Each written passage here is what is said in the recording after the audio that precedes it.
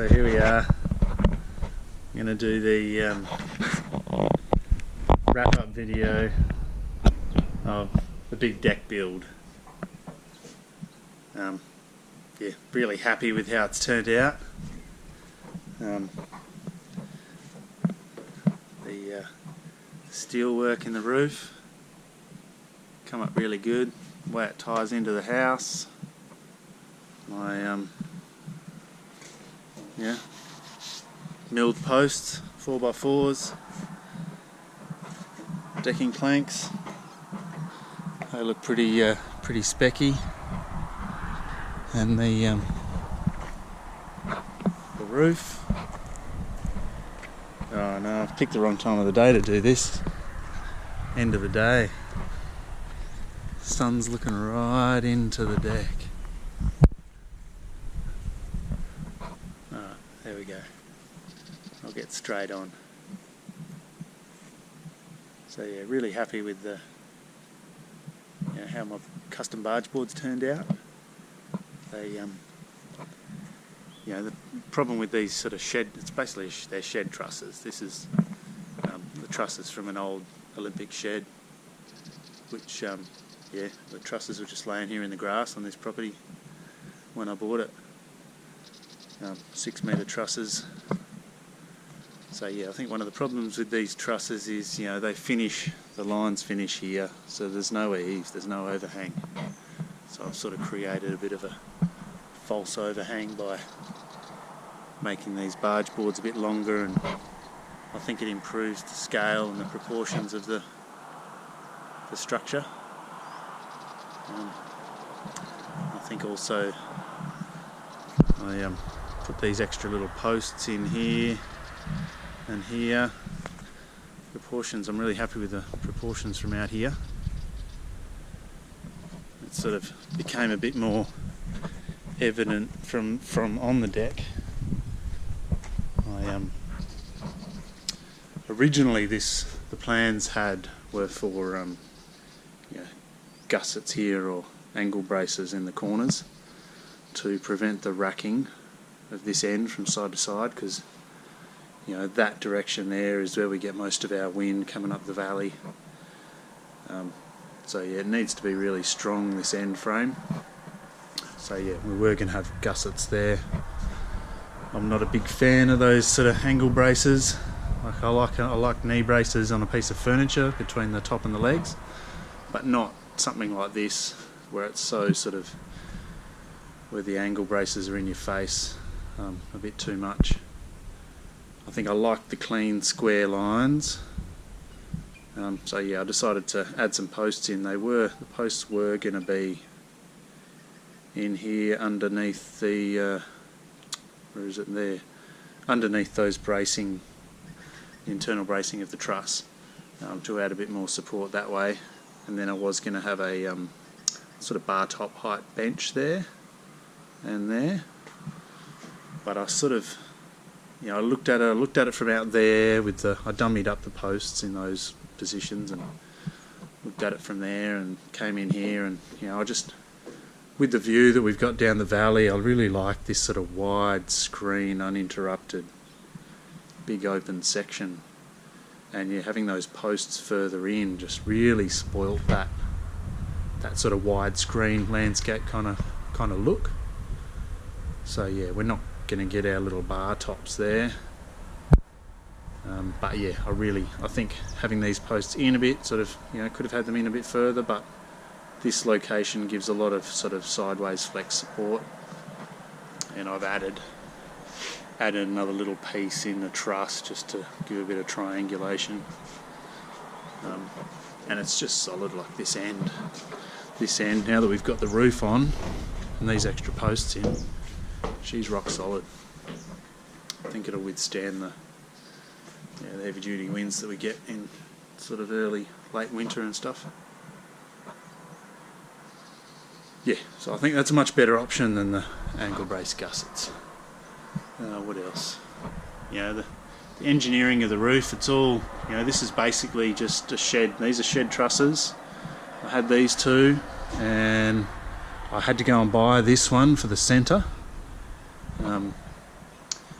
because yeah, needed more than 3 trusses, and so I decided to go with this sort of open truss. Adds a bit more space in here. So the purlins are all the same size as what it would be in a normal shed. This is basically a shed design, that's all it is. With timber posts, timber bearer. The bearer is a 190 by 45, so I think that's adequate, more than adequate, for the 2.4 span, not quite 2.4 that's there. Yeah, overall I think it should be a fairly solid structure. What else? Yeah, a rail there. Yeah, I thought of putting a rail and some steps down, but I just like the idea of just having this clean open end. We're not more than a metre off the ground. I think the metre is the requirement. If the deck's over a metre, you need handrails and balustrades. But yeah, it's not even 600 down to ground level there, so I don't need that. What else? Gutters on. I'll finish the downpipes later. I'm reasonably happy with my sort of base infill that I've done on the end here. It does look a bit, from out here, I think the whole thing, it's looking a little bit bottom heavy to me, but I think that may change. That sort of feeling of proportion of that bottom section being a bit sort of weighty may change when the oil goes on and the whole thing goes a bit darker. It's very hard to judge proportions of a structure until you've got your finished colours. Colours make a big difference on how the thing feels. When you go into a light room, the room feels big. You go into a dark room, it feels small. So I think with this deck getting a lot darker, it'll change that sort of bottom heavy feeling that I get from that base infill. Yeah, we'll see. Fasteners, that's another thing. This wood's really got a lot of tannin in it, so these fasteners on the deck here with a bit of weathering have really disappeared and darkened off. Fasteners on the end, they're still pretty fresh, so they're a bit in your face, but I think the fasteners will disappear quite a lot with a bit of, once the tannin comes out of the wood and goes onto the tops of the galv, the fastener heads. And also when the oil goes on, the oil's got a little bit of pigment in it, so that will that'll sort of stain the tops of these bugle screw heads, which I think will make them disappear a bit.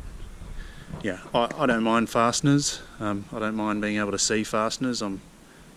I sort of like the sort of industrial, sort of raw feel that you get from being able to see fasteners, especially these big things. They look chunky and solid and heavy duty. So, the style of this structure is meant to be a bit sort of rustic, industrial, bit of Japanesey kind of feel as well. Just very clean, simple, strong sort of looking feel about the structure and the proportions and stuff. I think I've sort of got it. I think it's turned out well.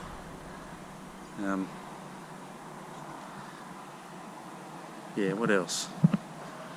What else can I show in the wrap up? This end. Cutting this end, I'll go up the other end.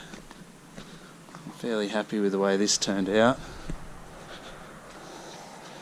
I cut this line nice and straight up here, but one of the problems is the floor joist underneath that I fastened this cover fascia to, that ain't exactly straight. So some spots it's pressed in nice and tight, and other spots it's a little bit of a gap there. You can see the difference between that and that.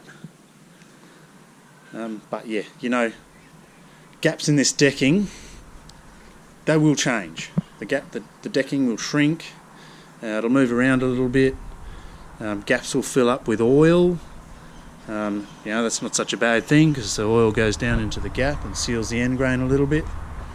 But yeah, gaps will change. I noticed that on the other deck, all the spots that I had really nice tight gaps and all the joins. Yeah, some of them are open, some of them are still closed. But yeah, it's not a piece of fine furniture. So yeah, I sort of tend to go overboard and think, oh, I've got to get it perfect. But yeah, it's a deck. It's outside.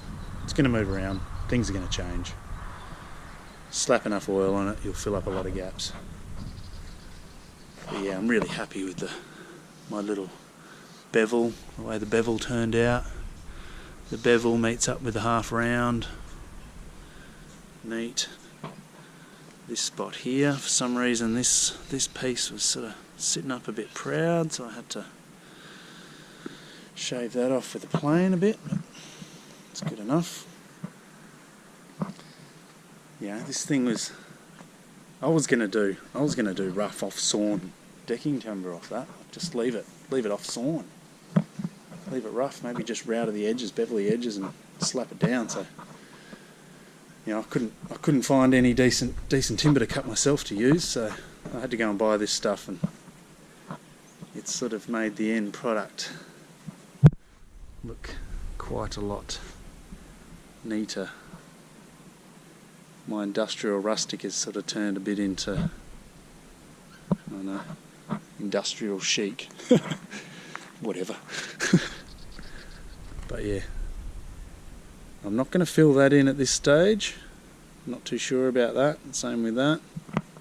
This space here is at the moment I'm just using it as a fire pit, which is great for now. I'll put some gravel down there and it'll be good through winter. Eventually I want to build in this spot I just want to build a little transportable building, something that's not a permanent structure, just a little sort of skillion roof that ties into that. Yeah, just have a little extra room, like a guest room for visitors when they come over and stay. So yeah, that's sort of what this space is going to be built for. I think that'll be nice. A nice guest room. I think what'll probably end up happening is me and Kirsty will probably stay in this room. That can be our bedroom and the guests can have our room. We'll see. Just another idea. Another one of my many ideas. But yeah, hope everybody likes it. Everybody likes the finished product, and my little video is showing some techniques. I'm not a carpenter. I like to call myself, like to say I'm just a simple woodcutter. I just like building things. I'd like to thank Ben, my mate. He's a carpenter. He, yeah, most of this is really his doing. He's the builder extraordinaire. I just sort of end up being his lackey pretty much when we're together, building stuff like this. Yeah, probably he's done all the good stuff and I've done all the really crappy stuff that didn't quite go right, but the finished product says it all, so we work really well together. When we're building, it's like it's a good sort of master-apprentice relationship. When we're building, he's the master, and when we're out doing tree work, I'm the boss and he's the apprentice. So we've been mates for a long time and we work really well together like that. We just swap our roles over really easily. Makes for really good productivity and really good outcomes. But yeah, what else do I need to show? I don't know, that's about it. It's Monday evening, Easter Monday. I don't know if you can see that. Kangaroo has just hopped up onto my my wood pad down there. Can you see that?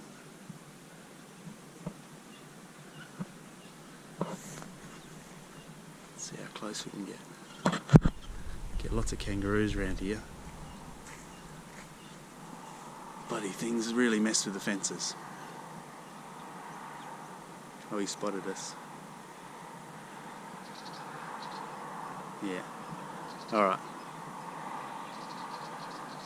There it is, look at that. That's a big one. That's a nice big one.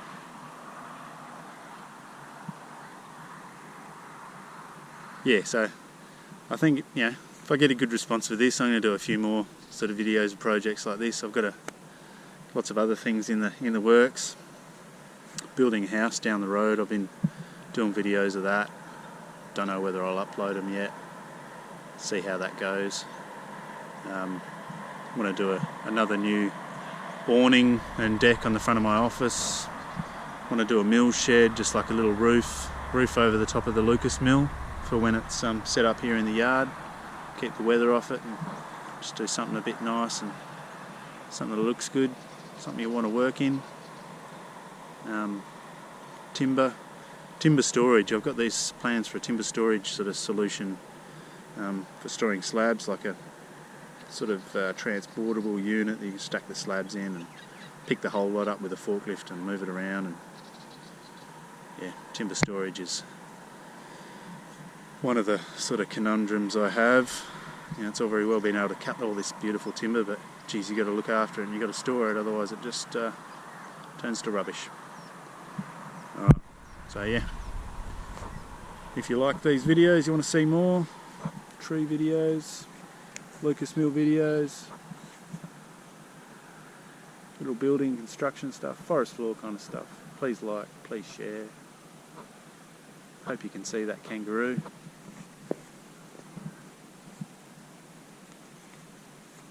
He's looking at us. Alright, I think it's time for a beer. Thanks people, see you on the next one.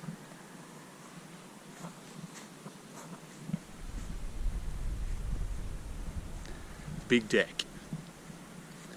Yay, it's finished.